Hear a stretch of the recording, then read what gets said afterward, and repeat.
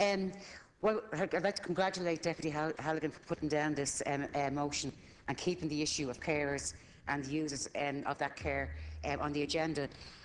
While I was preparing for coming in tonight, it struck me that yesterday, and really showed me the two worlds that we are living in, and the two worlds that this government have allowed to develop over the last period of time, is that the sales of Prada handbags increased by 100% over the past year in a well-known shop in this country. And the reason why I'm raising this, those bags cost €900 each. So there's people in this country that can go into stores in this city and can pay out €900. Chanel business is just escalating through the roof in this shop. Hermes is very strong. The sales of Celine handbags are on fire. And do you know that the lowest price for a Hermes bag is €6,500? €6,500. Do you know the famous Kelly style of a popular seller orders have taken for crocodile bags? They cost between 35,000 and 42,000. And they've run out of bags there in that shop for those items. It's certainly not lone parents buying them. It's certainly not carers buying them. It's certainly not the mothers of children whose child's benefit has been cut. And then we're speaking here and discussing the reality for thousands of people in this country, and that's the reality of trying to protect their means and their supports. 187,000 families provide, we know, an essential service free of charge to the state of nearly 1 million estimated if the state had to provide for this care. It would cost €4 billion if the state was to provide it. The cut in the respite grant, this is yet another mean and unnecessary cut. The Minister of State, Lucinda Creighton, stated yesterday that the budget for the presidency is going to cost €70 million for the EU presidency next year.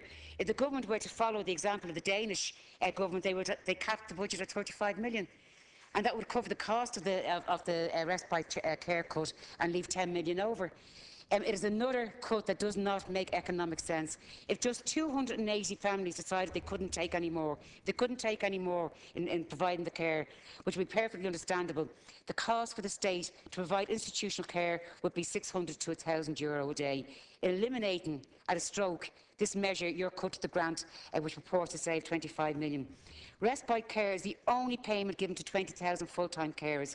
A 20% cut is not a modest measure, as Minister Rabbitte says. It's not a very modest proposal.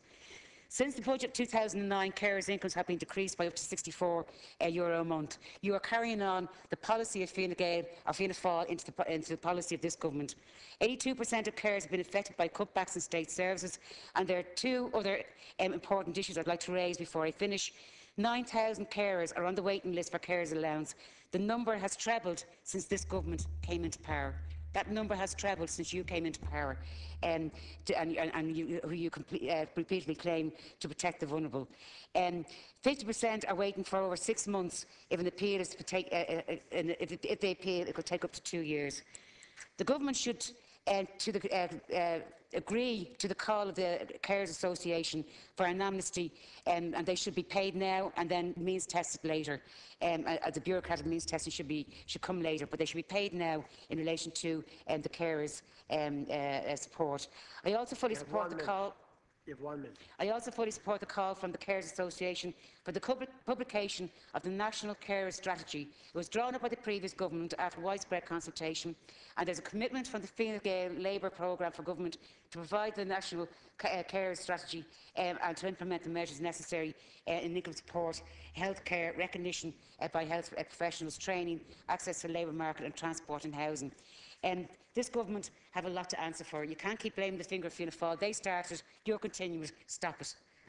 Thanks, Deputy.